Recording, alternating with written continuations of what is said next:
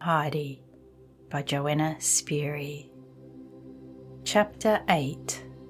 A Commotion in the House.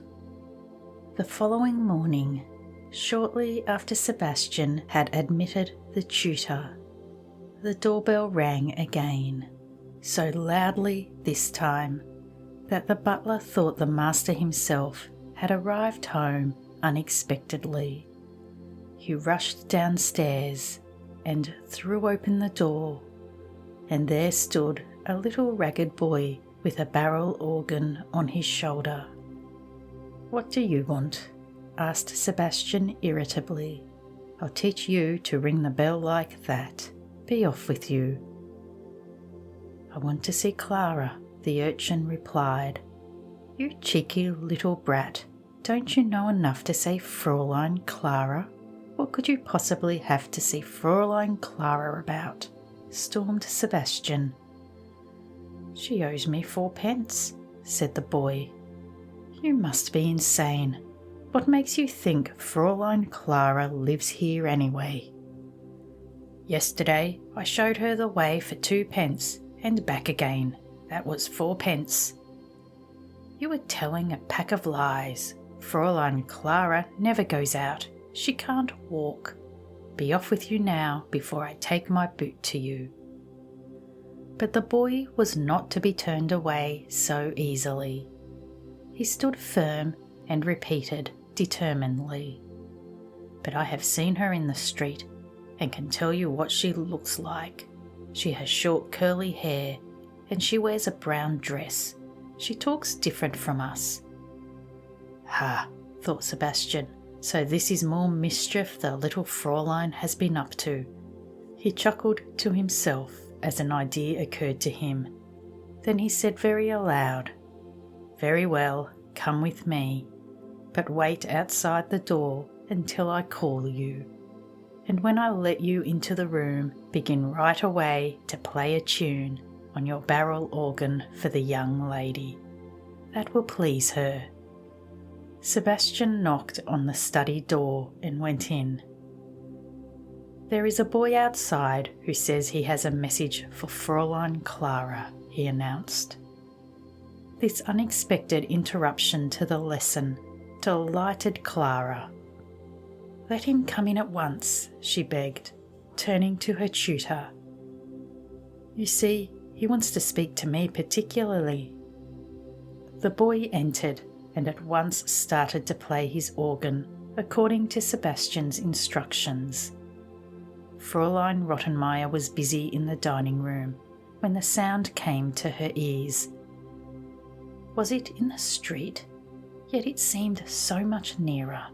But who could be playing an organ in the study? And yet, she rushed into the study, and there, incredible as it seemed, stood the ragged organ player. The tutor looked as though he were making an effort to speak, but failed. Clara and Heidi were listening happily. "Stop, stop at once," commanded Fräulein Rottenmeier, but her voice was drowned by the music. She was walking toward the boy when suddenly on the floor, between her feet, she caught sight of a horrible dark crawling animal. It was a tortoise. At the sight of it, Fräulein Rottenmeier leaped into the air, shrieking at the top of her voice, "Sebastian! Sebastian!" The organ player stopped abruptly. Sebastian stood behind the door, convulsed with laughter. At last he came in. "Take them away, all of them, boy, animal and all, at once, Sebastian." Sebastian dragged off the boy with the tortoise, at the same time putting something into his hand and whispering, 4 pence for Fräulein Clara and 4 pence for the music. You have done well." The door closed behind the little organ player. Peace returned to the study, and the lesson continued. This time, Fräulein Rottenmeier remained in the room, grimly determined to prevent further incident. Again a knock came on the study door, and Sebastian appeared with the news that someone had brought a large basket to be delivered to Fräulein Clara. He carried in a covered basket and then disappeared. "I think we will finish the lesson first," said Fräulein Rottenmeier, "and then we will see what is inside the basket." Clara could not imagine what it could be, and looked longingly at the basket. She broke off in the midst of her lesson to ask the tutor if she might have just one peep inside. The tutor frowned and was just about to refuse his permission when the lid of the basket lifted of its own accord, and out jumped 1, 2, 3, and then another 2, and then several more kittens, and they all raced about the room in every direction. They climbed up onto Fräulein Rottenmeier's dress and scampered about her feet. They climbed up on Clara's chair and in fact went into every corner of the room, scratching and meowing. Clara cried delightedly. "Oh, look at them, Heidi, aren't they sweet?" Heidi raced about after them, and the tutor, in a dilemma, moved uncomfortably from one foot to the other, at a complete loss to know what to do. At first Fräulein Rottenmeier was too horror-stricken to utter a word. Then she began to scream, "Tinette, Sebastian! Sebastian, Tinette!" She was terrified to move from her chair, until Sebastian and Tinette appeared at last and removed the kittens. There had been no yawning during lessons that day. In the evening, Fräulein Rottenmeier held an inquiry into the affair. She summoned Sebastian and Tinette, and it soon became evident that Heidi, on her excursion of the previous day, had been responsible for all these alarming occurrences. Fräulein Rottenmeier was pale with anger. She gave a sign for Sebastian and Tinette to withdraw. Then she turned to Heidi, who stood beside Clara's chair, not very sure of what crime she had been guilty. "Adelaide," Fräulein Rottenmeier began in a stern voice, "I know of only one punishment which will make you aware of your frightful misconduct, for you are nothing but a little barbarian. We shall see if a spell down in the dark cellar with the rats and black beetles will tame you a little, so that you will know you should not do such things in future."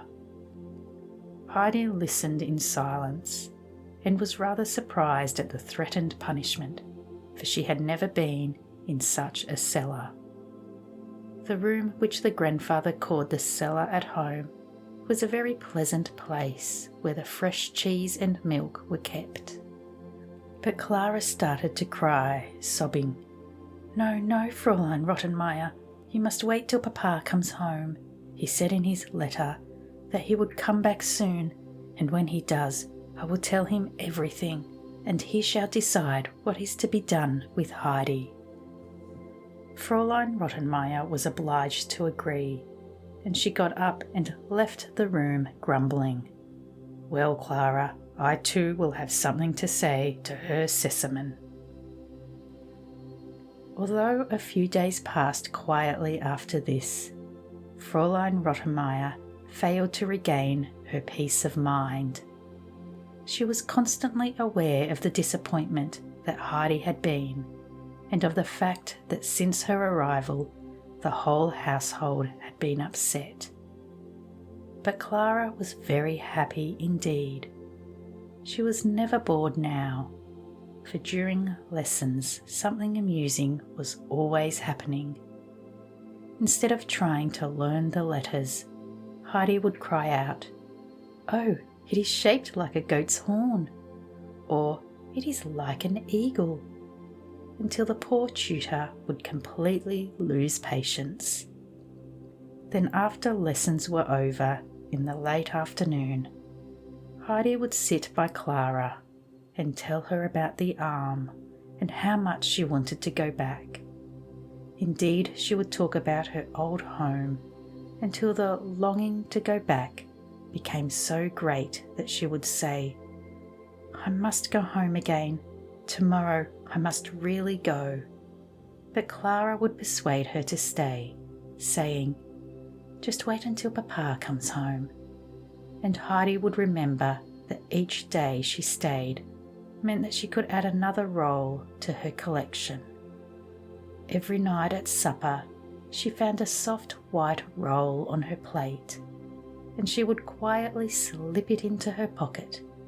So she now had quite an amazing quantity of rolls to take back to the grandmother. Every afternoon, while Clara rested, Heidi found herself alone, and then she would sit by herself and think about the arm. One day the memory of the snow-capped peaks and the green valley made her feel so homesick that she hastily put the rolls into her red scarf, put on her little straw hat and started off for home. But she got no further than the front door, for there stood Fräulein Rottenmeier, just returned from her walk. Her sharp eyes looked Heidi up and down. "What is the meaning of this? Didn't I forbid you to run about in the streets?" "I wasn't going to run about. I just wanted to go home," explained Heidi, frightened. Wanted to go home indeed. I wonder what Herr Sesemann would have to say to this. Running away from his beautiful house. What do you find wrong with it? I should like to know. Are you not treated better than you deserve? Have you ever in your life had such a splendid place to live in, or had so many servants to wait upon you? Have you? "No," said Heidi. "I should think not," continued the lady. "You are an exceedingly ungrateful child who thinks of nothing but getting into mischief." This rebuke was too much for Heidi, and she began to pour out all the things that she had kept hidden for so long. "I only want to go home because Snowflake will be crying, and the grandmother is waiting for me, and Goldfinch gets beaten when Goat Peter doesn't get part of my lunch. Here I can never watch the sun saying good night to the mountains, and if the great bird were to fly over Frankfurt, he would croak even louder about so many people huddling together, gossiping and not living in the mountains where it is so much nicer." "Mercy, the child has gone out of her mind," cried Fräulein Rottenmeier, rushing upstairs and colliding with Sebastian. "Take the unfortunate creature upstairs at once," she called to him. "What mischief have we been up to now, eh?" said Sebastian good-humouredly. Heidi stood trembling and frightened, and when Sebastian saw the distress on her little face, he said kindly, Now, don't take it so much to heart. Cheer up, and everything will be all right. Come, we'd better do as we were told and go upstairs." Heidi looked such a picture of dejection as she slowly climbed the stairs that Sebastian felt really sorry for her. "Don't you give in," he said encouragingly. "There's a brave little girl, never a tear all the time she is with us, and others at her age cry 12 times a day, and the kittens are so happy. You should just see them jumping about in the loft. Afterward, we shall go up and look at them together, shall we, when Madam is not here?" Heidi nodded, but not very cheerfully, and disappeared into her room. At supper, Fräulein Rottenmeier did not speak, but kept casting very odd glances in Heidi's direction, as though she expected the child to do something extraordinary at any moment. But Heidi sat silently at the table, neither eating nor drinking, although the roll had, as usual, disappeared quickly into her pocket. Next morning, when the tutor arrived, Fräulein Rottenmeier took him into the dining room and told him her worries about Heidi and of her attempt to go home the previous day. "I really think the child has gone mad," she concluded. The tutor managed to quiet her fears, explaining that Adelaide was perhaps a little strange, but with careful handling and education the balance would soon be restored. Fräulein Rottenmeier felt quite relieved after this conversation, and during the afternoon she began to recall Heidi's outlandish appearance when she had prepared to set out on her journey.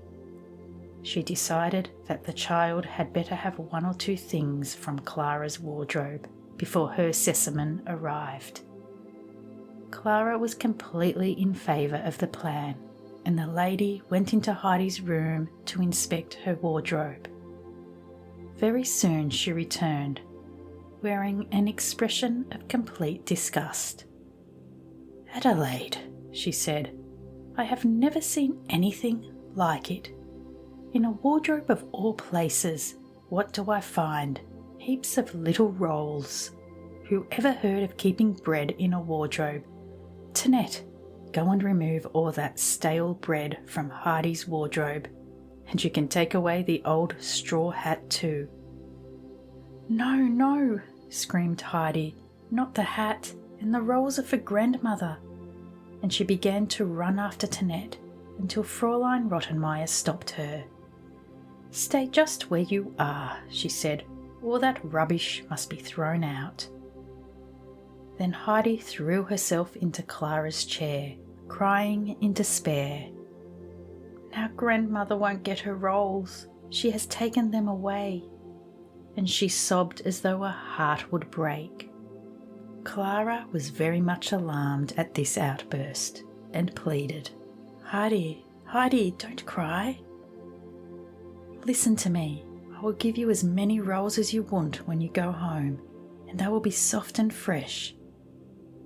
Yours were quite stale. Don't cry any more, Heidi." It was a long time before Heidi could stop sobbing, but Clara's promise had comforted her. At supper, Heidi's eyes were still swollen with crying, and when she looked at her roll, she started to sob again. But with a great effort, she managed to control herself, for she knew that she had to be quiet at table. Whenever Sebastian came near, he smiled at her encouragingly, as if to say, "I will put everything right for you." When it came time for Heidi to go to bed, what did she find under the bed cover but her old hat? She hugged it with delight, knocking it more out of shape than ever. Then she wrapped it in a handkerchief and put it right at the back of the wardrobe. Sebastian had seen Tinette with the hat and had taken it from her quickly, saying, "It's all right, I shall dispose of this." This had been the reason for all the nods and smiles which Sebastian had given Heidi at supper. Chapter 9. News from the Master. A few days later, there was great excitement in the house because her Sesamon had returned. Sebastian and Tinette were kept busy carrying up parcels and suitcases from the carriage.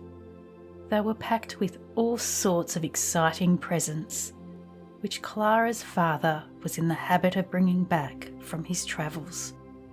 It was late afternoon when her Sesamon arrived, and he came straight into the study where Clara and Heidi were sitting together. Father and daughter greeted each other affectionately. Then her Sesamon held out his hand to Heidi and said kindly, "And this is our little Swiss girl. Come and shake hands with me. That's right. Now, Clara, you must allow me to go and have something to eat. I have had nothing since breakfast. Later I shall see you again, and show you all the things I have brought home." In the dining room, he found Fräulein Rottenmeier inspecting the table, which was laid for dinner. Herr Sesemann sat down, and Fräulein Rottenmeier, looking the picture of gloom, took her place opposite. "What is the matter, Fräulein Rottenmeier?" asked Herr Sesemann. "You look very dismal. Have you had a stroke of bad luck? Clara seems to be cheerful enough. What is wrong?" With a very long face, the lady began. "Herr Sesemann, we have been completely deceived, and it concerns Clara." "In what way?" Herr Sesemann asked calmly. "You know, we decided that Clara should have a companion, and as I knew you were anxious to have a nicely brought-up girl, I thought of a little Swiss girl of whom I had heard a great deal. But I have been terribly cheated, completely taken in. Really shocking." "But what is so shocking? I see nothing shocking in the child," remarked Herr Sesemann, still completely unperturbed. "Oh, if you only knew the type of people and the animals this creature has brought into your house. The tutor can tell you all about it." "Animals? What am I to understand from that, Fräulein Rottenmeier?" "Herr Sesemann, it is beyond my understanding. Her whole behaviour would be beyond comprehension were it not for one thing. She has spells of mental disturbance," concluded Fräulein Rottenmeier. Up till now, Herr Sesemann had not thought the affair of any great importance, but mental disturbance, that could very easily have a harmful effect on his little daughter. He looked quickly at Fräulein Rottenmeier, as though to assure himself that it was not she who was the victim of a troubled mind. Just then the door opened, and the tutor entered. "Ah, here is our tutor. Perhaps he can clear this matter up for us." Herr Sesemann exclaimed. "Come sit down and have a cup of coffee with us," he said, addressing the tutor. "No need for ceremony. Now tell me what is wrong with this child who has come to be a companion to my daughter.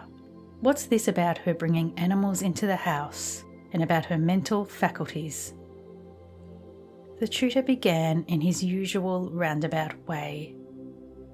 "Since you ask me for my opinion about this young girl, Herr Sesemann, I should like to direct your attention to the fact that, although there may be a lack of development caused by more or less neglected education, or rather by somewhat delayed tuition, on the one hand, there is, on the other hand, I think we must admit, a certain benefit to be gained from such a solitary life in the mountains, and we must consider—" "My dear friend," interrupted Herr Sesemann, "you take too much trouble. Tell me, did her bringing animals to the house alarm you too, and what is your opinion of her as a companion for my little daughter?" "I have no wish to say anything against the young girl," the tutor began again. "If on the one hand there is a certain inexperience of social custom owing to the somewhat uncivilized life she led up to the time she came to Frankfurt, on the other hand she has gifts not to be overlooked, and if carefully led—" "My dear sir, you must please excuse me now. I must speak to my daughter." And with these words Herr Sesemann quickly left the room. In the study he sat down beside his little girl, and turning to Heidi said, "Listen, little one, will you go and fetch me— fetch me—" Herr Sesemann wanted the child out of the room, but was having difficulty in thinking up an excuse. "Fetch me a glass of water." Heidi disappeared at once.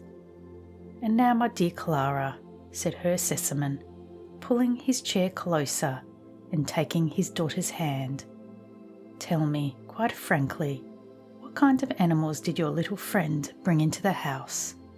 And what makes Fräulein Rottenmeier think that she is sometimes not quite right in her mind?"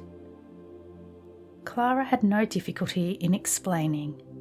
She told her father the story of the tortoise and the kittens and explained all the remarks which Fräulein Rottenmeier had thought so odd and which seemed to upset her so much. Herr Sesemann laughed heartily. "Well then, you don't want me to send the child home, Clara? You are not tired of her?" asked her father. "No, no, Papa, please don't," exclaimed Clara in alarm. "The time has passed so quickly since Heidi came. Something happens every day, and it used to be so dull, and she always has so much to tell me." "Very well then. Here is our little friend. Have you brought me nice fresh water?" Herr Sesemann asked, as Heidi handed him the glass. "Yes, it is fresh from the pump," answered Heidi. "Did you go yourself to the pump, Heidi?" asked Clara. "Yes, but I had to go a long way, because at the first pump there were ever so many people, and at the second there were just as many. Then I went into another street and got the water there. The gentleman with the white hair sends his kind regards to Herr Sesemann." "Well, that was a long expedition," laughed Herr Sesemann. "And who is this gentleman?" As he was passing the pump, he stopped and said, "Since you have got a glass, would you mind giving me a drink? To whom are you taking the glass of water?" And I said, "To Herr Sesemann." And he laughed and gave me the message for you, and said he hoped Herr Sesemann would enjoy the water. "And what did this gentleman look like who sends me so many good wishes?" asked Herr Sesemann. "He wore a thick gold chain with a big red stone hanging from it, and the top of his stick was a horse's head." "That is our old friend the doctor," cried Clara and her father at the same instant. Herr Sesemann smiled to himself as he wondered what their friend would think of the new way in which the Sesemanns went about quenching their thirst. That very evening he told Fräulein Rottenmeier that Heidi would remain, that he found the child perfectly normal, and that his daughter preferred her company to any other. "I am anxious, therefore," said Herr Sesemann emphatically, "that this child should always be treated in a friendly way, and that her little peculiarities should not be treated as crimes. And, by the way, if you find difficulty in managing the child, there is a prospect that you will be relieved of this duty. I'm expecting my mother very soon for a long visit, and as you know, she gets along with everybody, Fräulein Rottenmeier," he concluded pointedly. "Yes, I know, Herr Sesemann," said Fräulein Rottenmeier rather sourly. Herr Sesemann remained only a short time at home, and after a fortnight he set off for Paris, comforting his little daughter with the prospect of the arrival of her grandmother in a day or two. On the day after Herr Sesemann's departure, a letter came announcing Frau Sesemann's arrival on the following day. Clara was overjoyed and talked so much about her grandmother that Heidi too called her grandmamma. Fräulein Rottenmeier gave her a very disapproving look, which did not impress Heidi very much, since the lady was always finding fault with her in any case.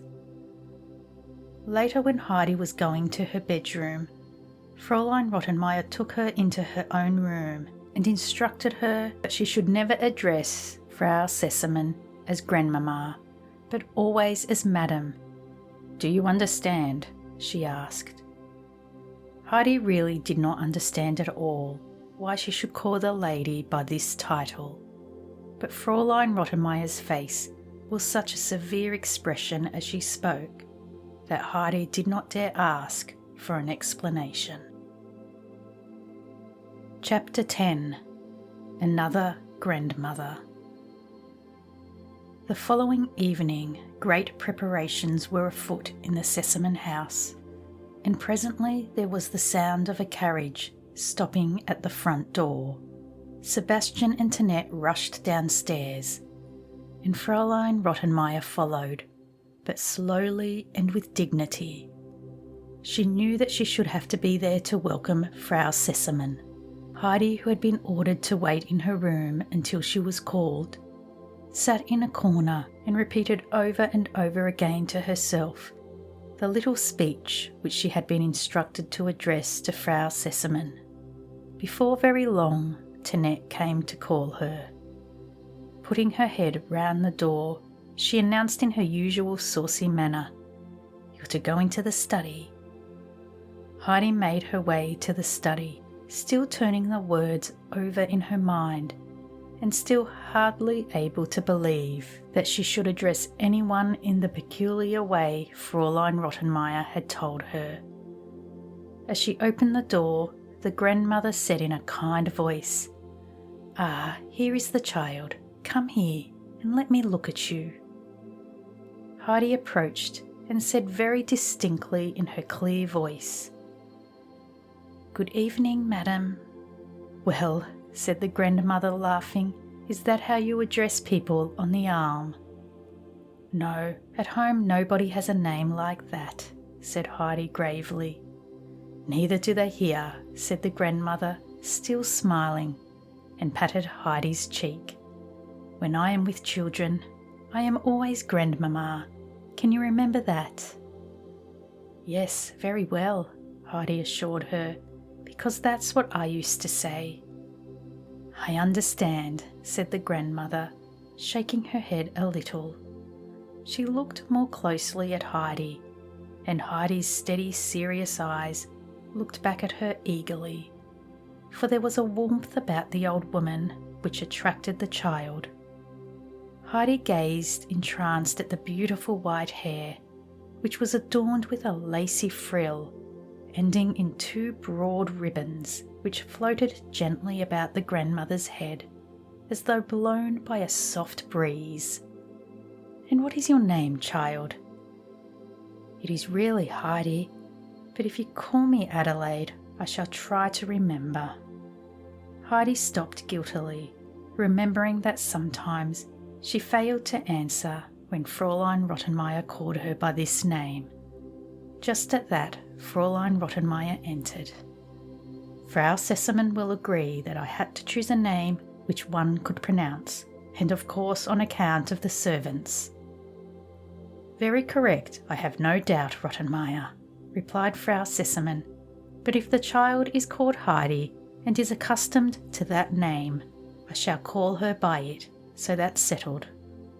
Fräulein Rottenmeier found it very embarrassing to be called by her surname, but since the grandmother would have her own way, there was nothing she could do about it. She was a very alert old lady and had her wits about her, and she very soon knew exactly what was going on in the house. The following afternoon, after sitting by Clara's bed until she fell asleep, Frau Sesselmann went upstairs and knocked at Fräulein Rottenmeier's door. Fräulein Rottenmeier looked startled at this unexpected visit. "Where is the Heidi child, and what is she doing? I should like to know," said Frau Sesselmann, coming straight to the point. "She is in her room, where she could find something useful to do if she had the slightest inclination," replied Fräulein Rottenmeier. "But if Frau Sesselmann only knew the queer things she imagines and does, I can hardly bring myself to talk of them. And so would I if I were in her place, I don't doubt. Tell the little one to come to my room. I have some nice books to give her." "But that's just it," replied Fräulein Rottenmeier, throwing up her hands in despair. "Of what use are books to her? She does not even know the alphabet yet. It is quite impossible to teach her anything. The tutor will tell you so himself. If he didn't have the patience of a saint, he would have given up trying to teach her long ago." "Well, that is strange. The child does not strike me as being stupid," said Frau Sesselmann shortly. "Now go and fetch her. She can look at the pictures for the time being." Fräulein Rottenmeier was about to say more, but Frau Sesemann turned and went quickly into her room. Heidi was greatly delighted with the beautiful coloured pictures in the books which the grandmother had brought. Suddenly she cried aloud as the grandmother turned a page, and when the old lady looked at the child, she saw that tears were streaming down her cheeks. She looked at once at the picture. It depicted a beautiful green pasture with all sorts of animals grazing. In the midst, the shepherd leaned upon his stick and looked happily at his flock. Everything was bathed in a golden light, for the sun was just setting on the far horizon. The grandmother took Heidi's hand gently. "Come, come, child, don't cry. It has reminded you of something perhaps, but look, there is a beautiful story about it, and I'm going to tell it to you tonight. There are many beautiful stories in this book, which can be read over and over again. Come now, we must have a chat, so dry your tears and stand in front of me, so that I can look at you. That's right, now we are happy again." Heidi tried very hard to stop sobbing, and when at last she succeeded, the grandmother said, "Now, I want you to tell me something, child. How are you getting on with your lessons? Do you like them? Are you doing well?" "Oh no," answered Heidi with a sigh, "but I knew it would be impossible." "What is impossible, Heidi? What do you mean?" "To learn to read. It is too difficult." "Well, I never. And who told you this?" "Peter did, and he knows, for he has tried and tried, but he can't learn. It is too difficult." What a boy Peter must be. But listen to me, Heidi. We must never believe what the Peters say, but try for ourselves. I am sure you have never paid enough attention to the tutor or looked properly at the letters. "It is no use," said Heidi with a great sigh of resignation. "Now, Heidi, listen to what I say. You have not been able to learn to read because you believed what Peter said. Now you must believe what I say when I tell you that you can learn to read like many other children who are like you and not like Peter, and in a very short time. First, you must know what happens when you are able to read. Do you see the shepherd on the beautiful green pasture? Well, as soon as you can read, you shall have the book for your own, and then you will know the whole story, just as if someone were to tell it to you, what the shepherd did with his sheep and goats, and the wonderful things that happened to him. Wouldn't you like to know all that, Heidi?" Heidi had been listening with keen attention, and now exclaimed with sparkling eyes, "Oh, if only I could read already!" "You will learn in no time, I can see that, Heidi. But now we must go to Clara. Come, we will take the books with us." The grandmother took Heidi's hand, and they went together into the study. From the day Heidi had tried to go home, and Fräulein Rottenmeier had scolded her for being so wicked and ungrateful, a change had come over the child. She knew now that she could not go home whenever she liked, as Aunt Data had told her, but that she had to stay in Frankfurt for a long time, maybe forever. She also understood that her Sesemann would think her very ungrateful, and Clara and the grandmother too, if she again showed signs of wanting to leave. So there was nobody to whom she could reveal how homesick she was, for she could not face giving the grandmother, who was so very kind to her, cause to be angry, as Fräulein Rottenmeier had been. But the strain of keeping all this to herself became almost more than she could bear. She lost her appetite, and every day grew paler and paler. At night she would lie awake for a long time, for as soon as she was alone, with everything quiet around her, she would see again in her thoughts the arm and the sunshine and the flowers, and when at last she fell asleep, she would see in her dreams the red summits of the crags and the crimson snowfield in the evening sun. Awakening in the morning, she wanted to run out happily into the sun, but she soon realised that she was in the big bed at Frankfurt, far, far away from home. Then Heidi would weep long and quietly, her head pressed into the pillow so that no one could hear. Heidi's unhappiness did not escape the grandmother. She waited a few days to see if there might be a change, but when Heidi remained subdued, and when she noticed that often in the early morning the child looked as though she had been crying, the grandmother took her one day into her room and said lovingly, "Now tell me, Heidi, what is the matter? Are you worrying about something?" But not for the world would Heidi show ingratitude to the grandmother, who had been so kind, so she replied, "Please, I cannot tell you." "Could you tell Clara then?" "Oh no, nobody," said Heidi, looking so pitiful that the grandmother was filled with compassion. "Come here, little one, and I will tell you something. If one is in trouble and can't speak about it to anyone, then one tells it to God who is in heaven and prays to him for help, because he is able to take away all our troubles. Do you know that? Do you pray every night to your Heavenly Father and thank him for all he has done for you and ask him to keep you from harm?" "Oh no, I never do that," answered Heidi. "Have you never prayed, Heidi? Don't you know what it is?"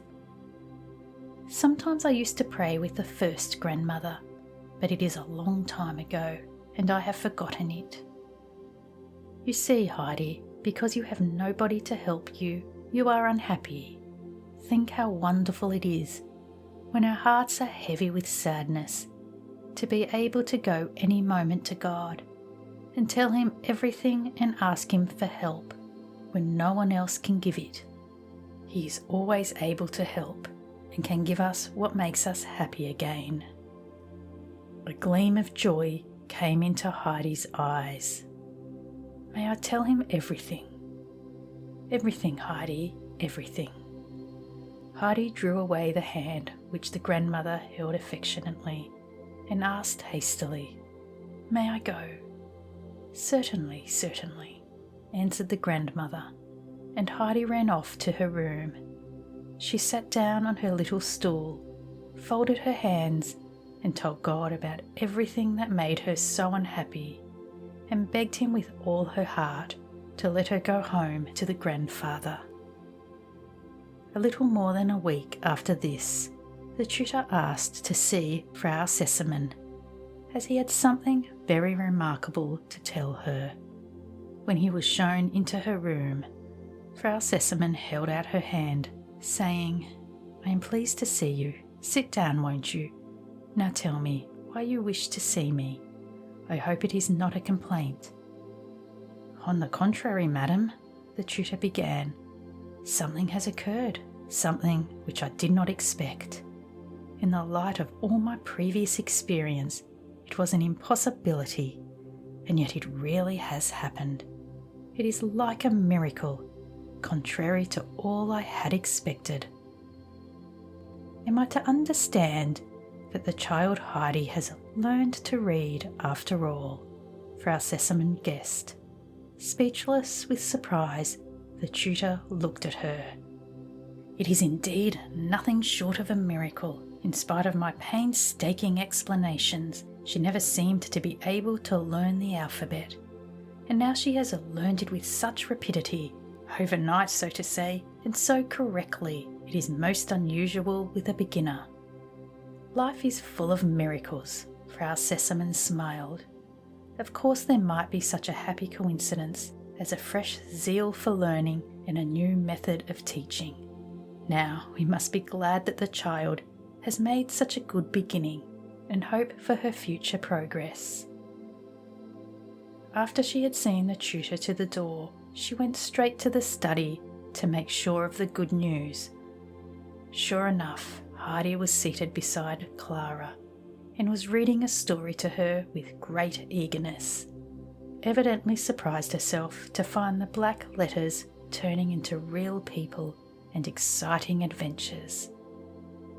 That same evening at the dinner table, Heidi found by her plate the big book with the lovely pictures, and when she looked questioningly at the grandmother, the old lady nodded her confirmation. "Yes, it is yours now." "Always? Even when I go home?" asked Heidi, flushed with happiness. "Of course, forever," assured the grandmother. "Tomorrow we shall start to read it." "But you are not going home yet, Heidi," Clara put in. "Not for many years. I want you to stay with me, especially when grandmother goes away." Before she went to bed, Heidi looked at her book, and from that day on her greatest pleasure was to read over and over again the stories which belonged to the beautiful pictures. When in the evening the grandmother said, "Now Heidi will read to us," the child was delighted, and when she read aloud, the stories seemed to be still more beautiful and interesting. The picture she liked best was the one with the green pasture and the shepherd leaning happily on his crook. He was tending his father's fine flock. But the next picture showed how the shepherd had run away from home and had to look after a herd of swine. He had grown quite thin, for all he had to eat was husks. In this picture the sun did not shine so golden, and the land was grey and misty. But then there was still another picture to this story. In it the old father was running with outstretched arms to meet his returning and repentant son, welcoming him as he approached timidly, tired and dirty and dressed in rags. This was Heidi's favourite story, which she read again and again, without ever tiring of hearing the grandmother's explanations of the meaning of the story. There were many other beautiful tales in the book, and with reading and studying the pictures, the days passed quickly, and the time came for the grandmother's departure. Chapter 11. Heidi learns a great deal. Every afternoon during her visit, the grandmother sat beside Clara for a time while she was resting, and afterward she would call Heidi into her room and would talk to her and keep her occupied in all sorts of ways. The grandmother had pretty little dolls and showed Heidi how to make little dresses and coats for them, so that without knowing it, Heidi had learned to sew. Since Heidi could now read, she was allowed to read aloud to the grandmother, and this she enjoyed very much, growing more fond of the stories the more she read them. But still, Heidi never looked really happy, and her sparkling eyes were never as bright as before. One afternoon, during the last week of the grandmother's visit, when Heidi was paying her customary afternoon call, the grandmother asked, "Tell me, child, why is it you are not happy? Is there still the same grief in your heart?" "Yes," Heidi nodded. "Have you told God about it?" "Yes." "And do you say your prayers every day, so that all will be well and you will be happy again?" "Oh no, I don't pray at all now." "What is this, Heidi? Why don't you pray any more?" "It is no use. God does not listen, and I can understand it when there are so many people in Frankfurt all praying to him. He cannot possibly listen to them all. He certainly has not heard me." "What makes you so sure, Heidi?" "I have prayed for the same thing every day for weeks and weeks, and God has never done it." "Oh, Heidi, That is not the way in which to think of him. You see, God is our Heavenly Father and always knows what is best for us, even when we ourselves do not. If we ask for something which is not good for us, He does not grant it, but instead gives us the thing that is best for us. If we go on praying earnestly and never run away or lose faith, our prayers will be answered. You see, Heidi, what you asked for was not good for you just at the moment. God has certainly heard you. He can hear everyone at the same time because He is God and not a human being like you or me. And because He knows what is good for you, He says, yes, Heidi shall have what she wants, but only when it is good for her. Because if I give her what she wants right away, and then by and by she sees that it would have been better for her not to have had it on her own way, she will say, if only God had not given me what I asked for. It is not so good as I thought. Since God watched over you, you should have trusted in Him, come with everything to Him, and prayed every day, but you ran away, stopped praying, and forgot all about Him. But you see, when someone behaves as you have, so that God never hears his voice among those who pray, He lets him go his own way. And then when he gets into trouble and then complains, there is no one to help me, God says, why did you run away from me? I cannot help you when you run away. Do you want that, Heidi? Or would you rather go and ask Him to forgive you for running away, and pray to Him every day, and trust that He will make everything right for you, and that you will be happy again? Every word the grandmother said had touched the child's heart, and she said repentantly, at once I will ask God to forgive me, and I will never forget Him again. That is a good child. He will help you at the right moment. Never fear. And Heidi ran to her room and prayed to God to forgive her and asked Him not to forget her. It was a sad time for Clara and Heidi when the day of the grandmother's departure arrived. But the old lady insisted on making it quite a party so that they would not think too much about her going. After the grandmother had driven off in her carriage, the house seemed very empty and silent, and Clara and Heidi felt quite lost. The next day, when the children sat together in the afternoon, Heidi suggested to Clara that she should read aloud to her every afternoon. Clara was very pleased with this idea, and Heidi began with great enthusiasm. But the first story turned out to be about a dying grandmother, and Heidi, who took all the stories very seriously and believed every word was true, at once thought that it was the grandmother on the arm who was dead, and burst into tears. Clara tried to explain that the story was about a quite different grandmother, but the idea that such a thing could happen had entered Heidi's mind, and she realised with great shock that the grandmother and the grandfather also might die while she was so far away, and if she did not go home for a very long time, everything on the arm might be silent and dead, and she would be all alone, and she would never see her dear ones again. And these sad thoughts made her sob the louder. In the midst of Clara's explanation, Fräulein Rottenmeier had entered the room, and as Heidi still continued to sob, she burst out impatiently. Adelaide, that will do, I warn you. If you continue to give way to these outbursts, whenever you read, I will take the book away from you for good. Heidi turned pale at such a thought. The book was her most treasured possession. Hurriedly she dried her tears. The stratagem had worked all right. No matter what the story, Heidi never cried again.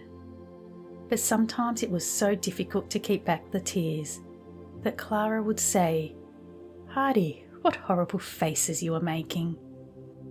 But grimaces made no noise and did not attract Fräulein Rottenmeier's attention. Heidi began to lose her appetite again and grew so pale and thin that Sebastian was extremely perturbed when she refused to take any of the delicious food which he served. Often he would whisper encouragingly as he held out a dish, "Take a little of this, Fräulein Heidi, it is so good. No, not like that, a heaped spoonful and another one," and other pieces of fatherly advice. But it was no use. Heidi hardly ate anything, and as she lay in bed at night, she would begin to think about her home and what might be happening there, and she would turn her face into her pillow so that no one would hear, and cry as though her heart would break. The days went by, and Heidi could hardly tell whether it was winter or summer, for all she ever saw of the outside world was the same grey walls and roofs. She was only allowed out when Clara was well enough to go for a short drive, which never took them further than the neighbouring streets, and never had a glimpse of grass or flowers, let alone fir trees and mountains.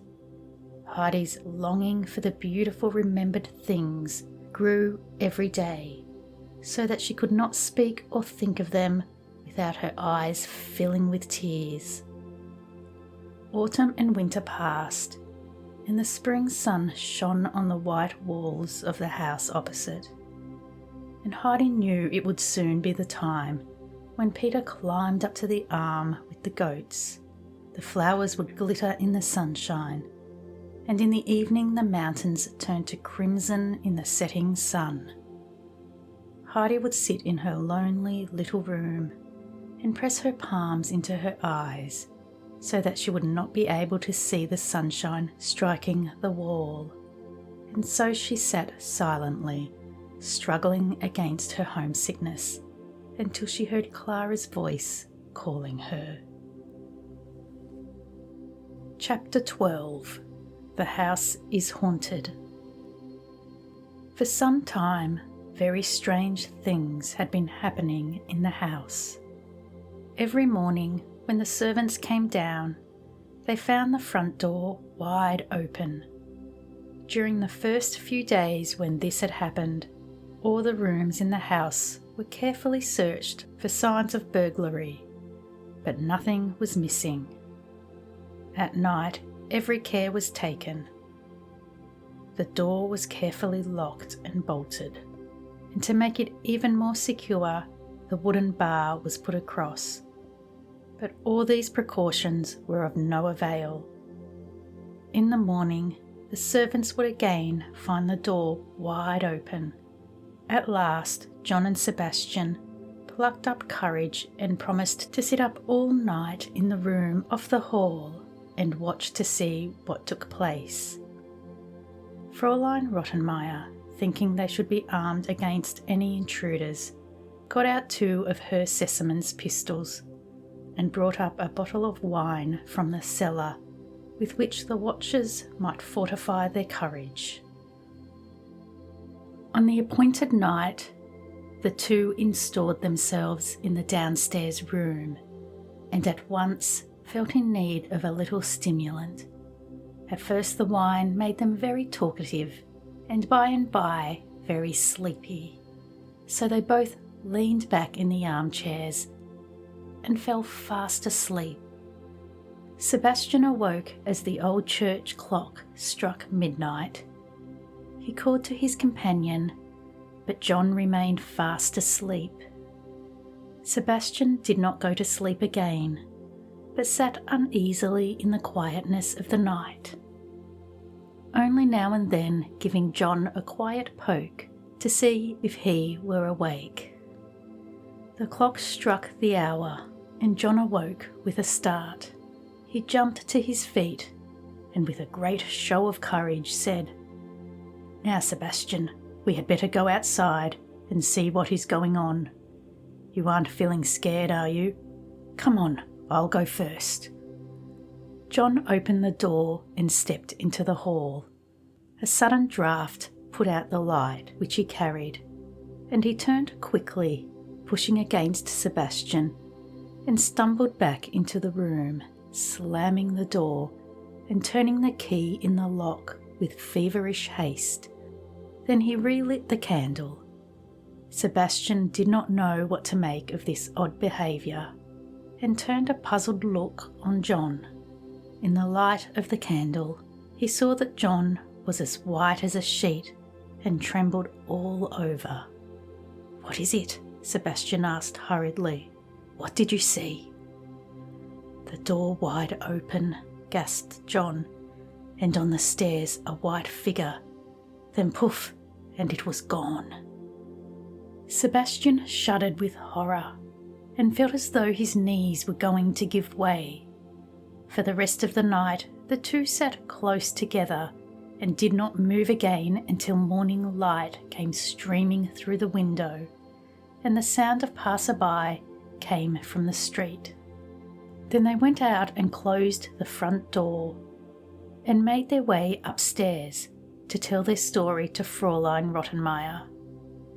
Straight away she wrote a long letter to Herr Sesemann, telling him he would have to return at once, as everyone in the house now went in fear of his life, and there was no knowing what the dreadful consequences of these incidents might be. But Herr Sesemann replied that it was impossible for him to return home just then, and altogether treated the affair very lightly. Fräulein Rottenmeier was beginning to feel that she had had quite enough of this particular worry. She had never told the children of the apparition for fear of upsetting them. But now she had an idea. In a hushed voice and with much colourful detail, she told them of the nightly visitations. The story so frightened Clara that she began to scream for her father to come home. She was in such a state of fright that she would not be left alone for a minute. Fräulein Rottenmeier wrote another letter to Herr Sesemann, saying she would not answer for the serious consequences the mysterious occurrences might have on his daughter's delicate constitution. This had the desired effect. 2 days later, Herr Sesemann came home. Clara was overjoyed to see him, and when he saw in what good spirits she was, a look of great relief spread over his features. "And how is the ghost behaving?" he asked Fräulein Rottenmeier with a twinkle in his eye. "It is no joke," she replied tartly. "I am sure by tomorrow Herr Sesemann will no longer consider it a laughing matter." "Well, we shall see," replied Herr Sesemann. "Now send Sebastian to me." Herr Sesemann knew that Sebastian and Fräulein Rottenmeier were not always on the best of terms, and he had his own ideas as to the cause of the disturbances.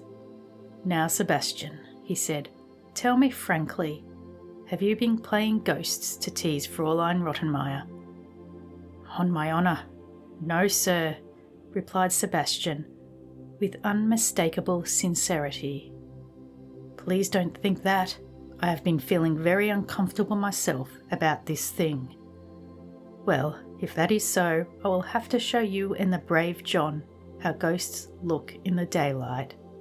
You should be ashamed of yourself, Sebastian, a big strong fellow like you, running away from a ghost. But now go at once to my old friend, Dr. Classen. Give him my kind regards, and ask him to come here tonight at 9 o'clock. Tell him I have come specially from Paris to consult him, and will he make his arrangements to spend the night here? Do you understand?" Promptly at 9 o'clock the doctor arrived, a grey-haired man with bright, kindly eyes. At first he looked a little worried, but presently he burst out laughing. "Well, well, for a patient with whom I am to sit up all night, you don't look too bad. Not so hasty, my friend. Wait until I tell you this. There's a ghost in the house. This place is haunted." The doctor laughed uproariously. "That's a very fine way of showing your sympathy, I must say," Her Sesamon continued. "It's a pity my friend Rottenmeier can't enjoy it. She is convinced that some ancient member of the family is prowling about the house." "And how did she make his acquaintance?" asked the doctor, still chuckling. When the doctor had heard the whole story, the two gentlemen went downstairs to the room where Sebastian and John had kept watch. There they settled themselves comfortably in armchairs and smoked and chatted together with such enjoyment that in what seemed no time at all, they heard the clock strike 12. "The ghost seems to have got wind of us and does not choose to come tonight," said the doctor. "Hold on, it usually comes before 1 o'clock, replied his friend. They resumed their conversation, and until 1 o'clock struck there was not a sound to be heard. Then suddenly the doctor lifted a finger. "Hush, Sesamon, don't you hear something?" They both listened and heard distinctly the bar on the door being softly pushed aside, the key turning in the lock and the door opening. Her Sesamon seized one of the pistols which lay ready on the table. "You are not afraid, are you?" whispered the doctor. "As well to be careful," Her Sesamon replied, picking up the lamp. The doctor took the other pistol, and together they stepped out into the hall. Moonlight streamed through the open door and fell on a white figure which stood motionless on the threshold. "Who is there?" the doctor demanded loudly, his voice echoing through the hall. As both gentlemen advanced toward the figure, it turned and gave a little cry. In her little white nightgown and with her bare feet, Heidi stood there trembling and blinking at the light and the weapons pointed in her direction. The gentlemen exchanged surprised glances. "Well, if it isn't the little water carrier," said the doctor. "Child, what does this mean?" asked Her Sesamon. "Why have you come downstairs?" Pale and trembling, Heidi stood before him. "I don't know," she whispered. Then the doctor intervened. "Sesamon, this is something I shall have to deal with. Go and sit by the fire while I take the child up to bed." The doctor put down his revolver, and taking the child in his arms, he carried her upstairs, and laying her on the bed, he covered her carefully with the quilt. Then he sat on the edge of the bed, and taking her hand, he said kindly, "Everything is all right now. Tell me where you wanted to go." "I didn't want to go at all," said Heidi. "I didn't know I was going, but suddenly I was there." "Were you dreaming about something?" "Yes, I dream every night, and it is always the same. I think I am with grandfather, and outside I hear the fir trees rustling, and I think how beautifully the stars will be shining, and I run quickly and open the door of the cottage. But when I awake, I am still in Frankfurt." Heidi struggled to swallow the lump which rose in her throat. "And have you a pain anywhere, in your head or in your back?" "No, only a feeling as if there were a big stone here." "As though you had eaten something and it would not go down?" "No, not like that, but so heavy that it makes me want to cry and cry." "I see, and then you must have a good cry." "Oh no, I mustn't. Fräulein Rottenmeier doesn't allow it." "Then you must swallow hard, is that it? But you like being in Frankfurt, don't you?" "Yes," said Heidi in a flat voice, which made it sound more like no. "And where did you live when you were with your grandfather?" "Always on the arm." "And wasn't that rather dull?" "Oh no, it was beautiful. It was so beautiful." Heidi could not go on. Remembrance of the past The recent excitement and the long suppressed weeping overwhelmed the child. Tears gushed from her eyes, and her little body was shaken with sobs. The doctor rose gently, and he laid Heidi's head on the pillow. "Cry a little, it will do no harm, and then sleep. Tomorrow everything will be all right." The doctor went downstairs and joined his friend. He lowered himself into the opposite armchair and looked across at him gravely. "Sesamon, your little protégée, is a sleepwalker. Every night, without knowing it, she has been opening the front door and alarming your staff. The child is pining away with homesickness. Didn't you see how pathetically thin she is? Now, there is only one remedy, and that is to send her back home at once. My advice is that the child should travel home tomorrow." Her Sesamon got up in a great state of agitation and strode up and down the room. "Ill, homesick, wasting away in my house, and nobody seems to have noticed it. And you, doctor, suggest that I should send her back home in that pathetic state. No, doctor, I cannot do it. You take the child in hand and restore her to health. Then I shall send her home if she wants to go." "Sesamon," said the doctor, "consider, this is not an illness that can be cured with pills and powders. The child does not have a strong constitution, but if she gets back home to the mountain air, she will very quickly recover. If not, wouldn't you rather send the child back ill than not at all?" Such blunt words alarmed her Sesamon, and he agreed at once. "Well, if you think that is the only way, then we must act at once." They discussed the matter further, and after a while the doctor took his leave. When the master of the house opened the door, the bright morning light shone in. Chapter 13. Back to the arm.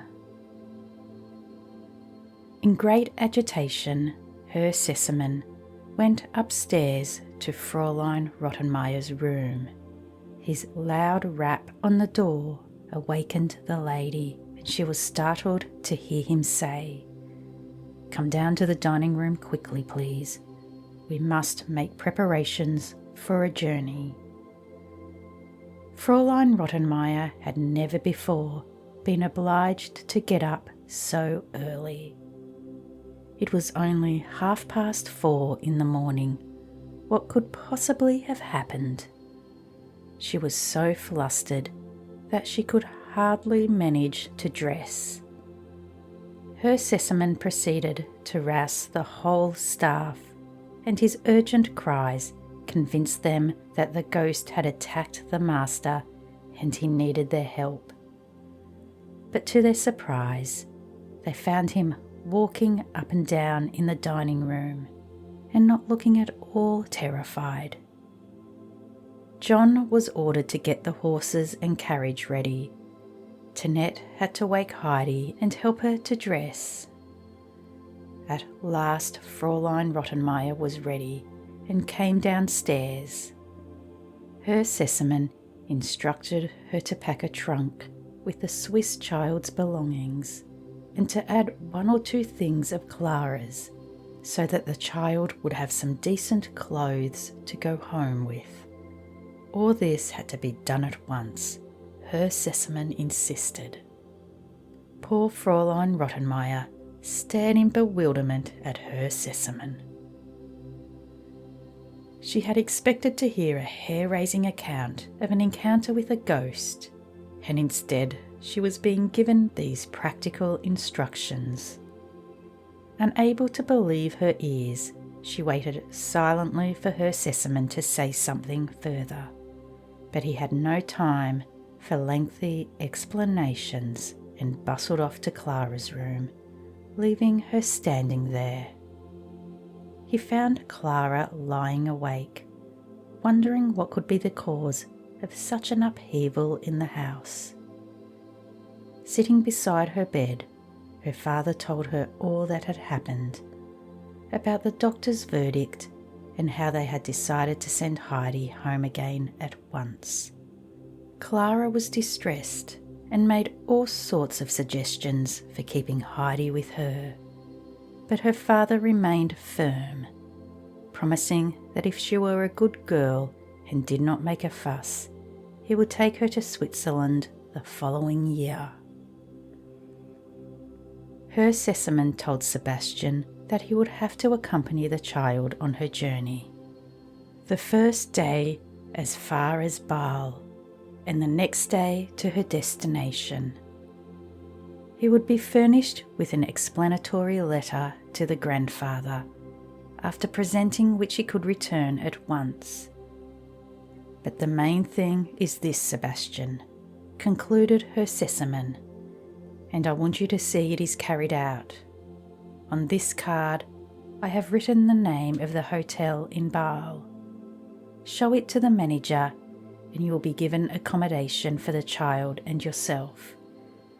Go into the child's room and see that the windows are securely fastened, and when she has gone to bed, lock the door from the outside, for the child is a sleepwalker. Ah, so that was the ghost, I understand, exclaimed Sebastian in great surprise.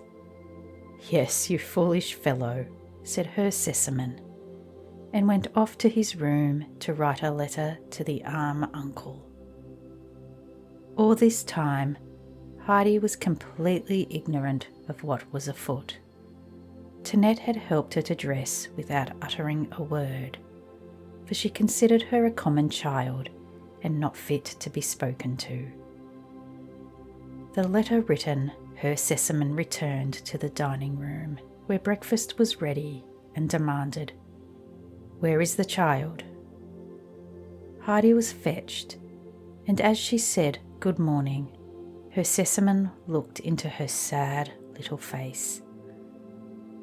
"Now what do you say to this, little one?" he asked kindly. Heidi looked at him in surprise. "Don't you know about it yet?" Herr Sesemann laughed. "You were going home today." "Home?" repeated Heidi, faintly turning pale. For a moment she could hardly breathe. She was so overcome by the news. "Perhaps you don't want to go," suggested Herr Sesemann, smiling. "Oh yes, I do want to go home," she replied, her face aglow with pleasure. "Very well then, you must take a good breakfast, and then off you go in the carriage." But hard as she tried, Heidi could scarcely swallow a mouthful for excitement. It all seemed like a dream. "Tell Sebastian to take plenty of provisions, for naturally the child can't eat just at present," Herr Sesemann told Fräulein Rottenmeier, who just at that moment entered the room. And turning to Heidi, he said kindly, "Go and join Clara until the carriage arrives." Heidi rose eagerly and ran upstairs to Clara's room. In the middle of the floor stood a big trunk, which Clara had packed with dresses, pinafores, handkerchiefs, and all sorts of clothes. "Look what I have packed for you," said Clara. "Aren't you pleased, Heidi? And look, Heidi." Triumphantly she held up a basket.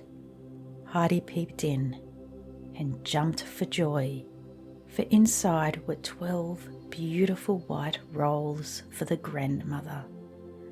The children were so happily absorbed in their preparations that they had forgotten completely that the time for parting had come. And when the carriage was ready, there was no time left for sadness. Remembering her favourite book, Heidi ran back quickly to her own room and took it from under the pillow, the place where she always kept it, and racing back, she put it into the basket with the rolls. Then she went and had a last look in the wardrobe, and sure enough, there was her old red shawl. Heidi wrapped it up and carefully hid it amongst the other luggage so that it would not be seen. The children had to say goodbye quickly, for Herr Sesemann was waiting to see Heidi to the carriage. Fräulein Rottenmeier was waiting at the top of the stairs, and somehow a peep of red amongst Heidi's luggage caught her eye. She at once pulled out the red shawl and threw it aside. "No, Adelaide," she scolded. "You cannot possibly take that old thing with you. Goodbye then." Heidi did not dare lift up the little bundle, but looked imploringly at the master of the house with an expression which suggested that her greatest treasure had been taken from her. "No, no," objected Herr Sesemann very firmly. "The child can take home whatever she pleases, whether it be kittens or tortoises, and we won't be upset about it either, Fräulein Rottenmeier." Heidi quickly lifted up her bundle, and her eyes beamed with gratitude. Herr Sesemann shook hands with her, wished her a happy journey, and said that he and Clara would always remember her. Heidi thanked him for all his kindness and said finally, "And please say goodbye to the doctor for me and thank him very, very much." She had not forgotten his words of the night before when he had said, "And tomorrow everything will be all right."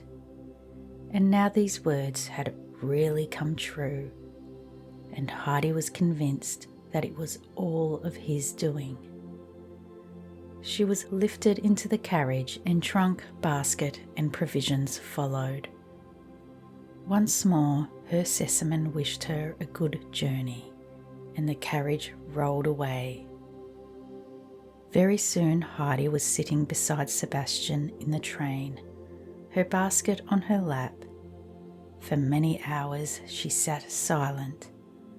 Only now did she fully realise that she was on her way home to the grandfather, the grandmother and goat Peter, and the familiar scene rose before her eyes.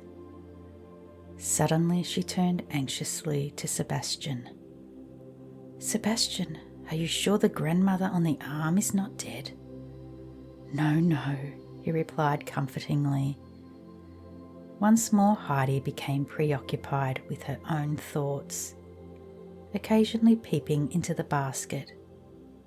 After some time she asked again, "Sebastian, if I only knew for certain that the grandmother is still alive."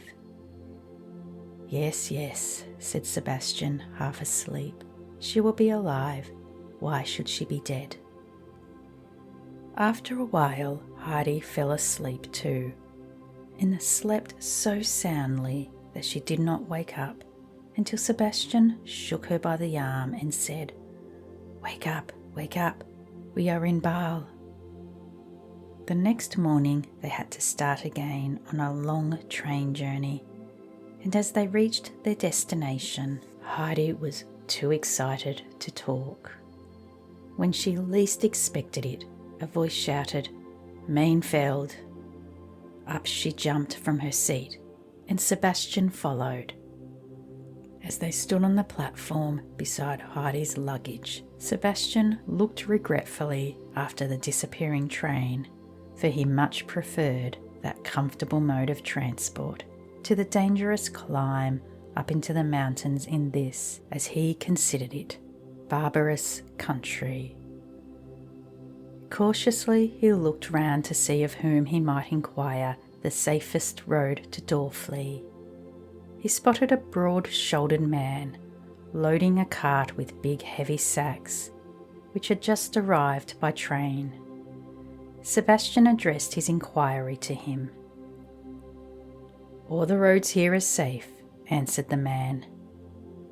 So Sebastian asked which was the best way one could take without being in danger of falling over a precipice, and also how to get a trunk up to Dorfli.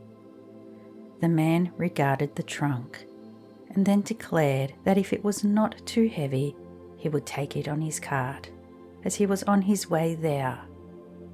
After further conversation, the man agreed to take both the child and the trunk as far as Dorfli, and from there somebody would take her up to the Arm. "I can go by myself. I know the way from Dorfli to the Arm," said Heidi, who had been listening attentively to the conversation. Sebastian was greatly relieved not to have to do any climbing. He took Heidi aside and gave her a heavy little leather bag and a letter to the grandfather explaining, "This little bag is a present from Herr Sesemann. It must go to the bottom of the basket under the rolls, and you must be very careful with it, for Herr Sesemann would be very angry if you were to lose it." "I won't lose it," said Heidi confidently, and at once put both the bag and the letter at the bottom of her basket. The trunk was hoisted onto the cart, and then Sebastian helped Heidi with her basket onto the driver's seat. He shook hands with her and reminded her once more about the contents of the basket. Sebastian was rather worried, as he knew he was supposed to see the child right to her destination. The driver swung himself up beside Heidi, and the cart moved off. Sebastian, glad to have rid himself of a wearisome duty, sat down in the station to wait for the return train. The man with the cart was the baker from Dorfli, who was taking home his sacks of flour. He had never seen Heidi before, but felt sure that this must be the much-discussed child whose parents he had known. "Aren't you the little girl who lived with the uncle on the Arm?" he shouted to Heidi above the noise of the cart. "Yes," replied Heidi. "You are soon back, aren't you? Didn't they treat you well there?" "No, it wasn't that. Nobody could have been treated better than I was in Frankfurt." "What brings you back then?" "Because Herr Sesemann allowed me." "But wouldn't you rather have stayed?" "Oh, I'd rather be with the grandfather on the Arm than anywhere else in the world." "Maybe you'll think differently once you're there," muttered the baker. Then he started to whistle and said no more. Heidi looked round and trembled with excitement as she began to recognise the trees on the road, and above the great towering peaks which seemed to welcome her back like old friends. As they drove into Dorfli, the clock was striking 5. A group of women and children clustered round the cart and wanted to know where they had come from and where they were going. As the baker lifted Heidi down, she said quickly, "Thank you, grandfather will fetch the trunk later," and made to run off. She was at once stopped by questions from all sides, but she pushed her way through the crowd with such determination that the people were compelled to stand aside and let her through. They were all convinced that she would not go back to the grandfather if she had anywhere else to go. But the baker quickly enlightened them, declaring that although she had had the chance to live in a house where she had everything, it was her own wish to return to the grandfather. This news amazed everybody, and it was soon spread around Dorfli that Heidi had given up a luxurious home to return to the hut on the Arm. As fast as she could, Heidi climbed up from Dorfli. As she reached the top, the path got steeper, and the basket seemed to get heavier and heavier, so that she was obliged to pause now and then to get her breath. There was only one thought in her mind. Would she find the grandmother still in her usual corner by the spinning wheel? Suddenly she caught sight of the cottage, and her heart began to pound. She ran as fast as she could until she reached the door, and trembled so much with excitement that she could hardly open it. But at last she was inside and standing in the middle of the little room with no breath left to say a word. "Dear Lord," a voice cried from the corner. "That sounded like Heidi. If only I could have her with me again. Who is there?" "But it is Heidi, grandmother. I am back," called Heidi and rushed toward the old woman. She put her arms round her and hugged her, unable to speak for joy. At first the grandmother was too surprised to utter a word. Then she caressed Heidi's curly head and said, "Yes, it is her hair and her voice. Thank God that He has granted this to me." Tears of joy spilled from her blind eyes. "Is it really you, Heidi? Have you come back to me?" "Yes, grandmother, it is true," assured Heidi. "Don't cry, I am really back and will come to you every day and never go away again. And you won't have to eat hard bread anymore. Look, grandmother, look." Heidi unpacked her basket and piled the 12 rolls in the grandmother's lap. "Ah, child, what a blessing you bring with you," she said, filling the rolls, of which there seemed to be a countless number. "But the greatest blessing is yourself." And again she touched Heidi's hair and her hot cheek. "Speak to me, child," she murmured, "so that I can hear your voice again." Heidi was in the midst of telling the grandmother how she had feared she might never see her again, when the door opened and Peter's mother walked in. For a moment she stood perplexed, then she cried, "Can it possibly be you, Heidi?"